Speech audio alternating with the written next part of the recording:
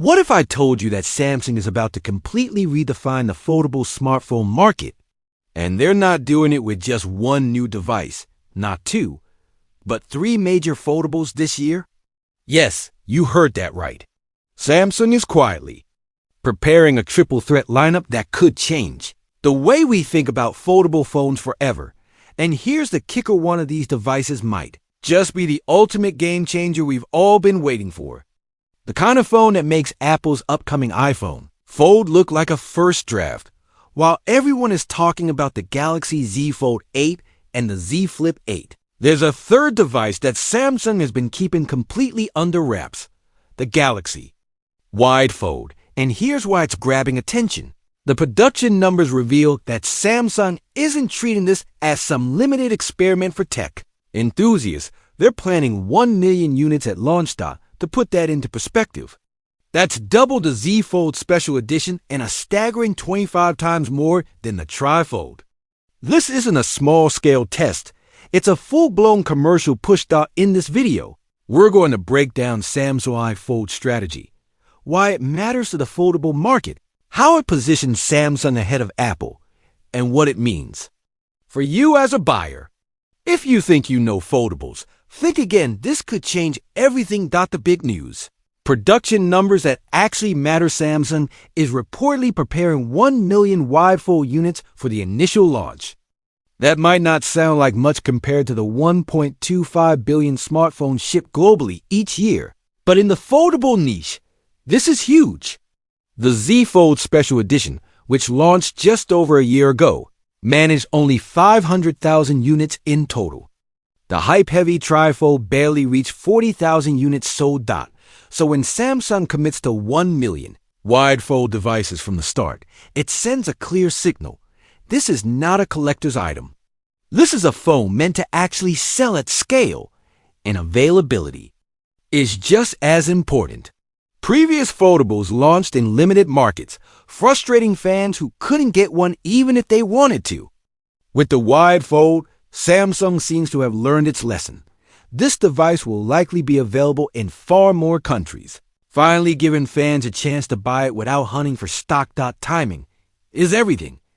Getting ahead of Apple, the Galaxy Wide Fold is expected to launch this summer, likely in July, alongside the Z Fold 8 and Z Flip 8. Some leaks even hint that we might see a June unveiling. Now compare that to Apple's iPhone Fold, which is not expected until September at the earliest. This gives Samsung a 2 to 3 month head start in the wide format foldable market, a massive advantage in a tech world where being first can define the category. Being first doesn't just mean bragging rights. It means Samsung will capture the attention of early adopters, reviewers, and media, shaping public perception before Apple even enters the market. Wide Fold versus iPhone Fold. Screen size and design changes. Rumors suggest both the Wide Fold and Apple's iPhone Fold will share similar screen sizes: 7.6-inch display unfolded, 5.4-inch display folded. But here's the real difference: the aspect ratio. Current Z Fold phones have a tall, narrow screen, which can feel awkward for watching videos, gaming, or using landscape apps. The Wide Fold, on the other hand, will be noticeably wider when unfolded, giving it a mini iPad-like feel. This is exactly what users have been asking for since the first foldables hit the market. Imagine opening a foldable phone that finally feels comfortable for movies, YouTube, and even productivity apps. That's what the Wide Fold promises. Apple's competition and market pressure. Apple is expected to sell at least 10 million iPhone Fold units in just a few months post-launch, 10 times Samsung's initial Wide Fold numbers. That's a testament to the power of Apple's brand and their ability to push new product categories to mainstream adoption almost instantly. But Samsung has two major advantages. First to market, early adopters and tech enthusiasts are likely to choose Samsung.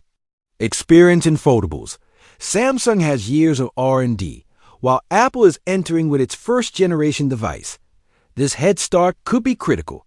Samsung may not outsell Apple immediately, but they will set the standard and Define user expectations for wide-format foldables.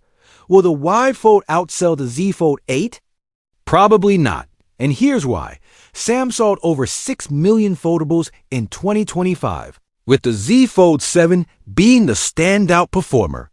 Surprisingly, the premium Z Fold 7 outsold the cheaper Z Flip 7, showing that users value the productivity-oriented, book-style design dots, so while the Wide Fold's 1 million units won't likely surpass Z Fold 8 or Z Flip 8, this isn't about beating numbers. It's about testing a new form factor, engaging demand for wider, more media-friendly foldables. If Samsung hits or exceeds that 1 million mark, it proves there's real commercial interest, potentially opening the door to future generations of wide-format foldables. Next-level technology. The display upgrade. Samsung is reportedly developing a major breakthrough in foldable display tech for the Z Fold 8. A new optical clear adhesive will replace the layered OLED setup. This will make the screen less stiff and reduce the fold wrinkles, giving a foldable display that looks almost like regular glass. The caveat? Cost. This new technology could raise the price significantly, and RAM shortages may further complicate matters. Samsung is expected to make a final display decision by the end of Q1, right before production begins. Meanwhile, Apple's iPhone Fold may not use this technology, either developing its own solution or accepting visible creases in its first-gen device. This creates an interesting dynamic. Samsung might launch first but with slightly older display tech, while Apple could launch later with a more refined screen. Why the Wide Fold strategy? Makes sense. Samsung isn't trying to replace the Z Fold line. Instead, the Wide Fold is addressing the biggest complaint of current foldables. Tall, narrow screens feel awkward for landscape content. Wide Fold's more square aspect ratio is perfect for videos, gaming, and productivity apps. By the time Apple launches, Samsung will have 3 foldable formats: Z Flip, compact, and pocket-friendly. Z Fold, productivity-focused. Wide Fold, the ultimate media consumption device. Apple, on the other hand, will enter with just one device, giving Samsung a strategic edge in variety and choice. What this means for you as a buyer: if you want a foldable optimized for media and landscape apps, the Wide Fold is likely the phone to watch.